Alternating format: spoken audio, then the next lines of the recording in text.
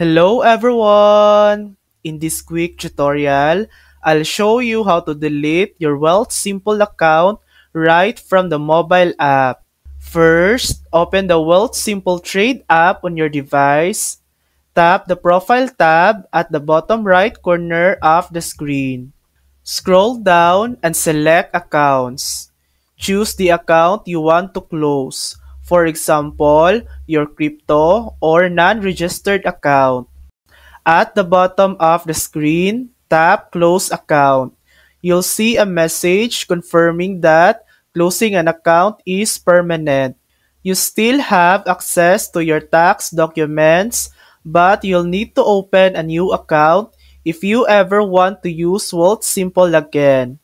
Before closing, make sure your balance is $0 and that any pending deposits, withdrawals, or transfers are canceled. Once everything's clear, tap Confirm and Close Account. And that's it. Your account will be deleted from Wealth Simple. Thanks for watching. If this video helped you, please like and subscribe for more helpful tutorials.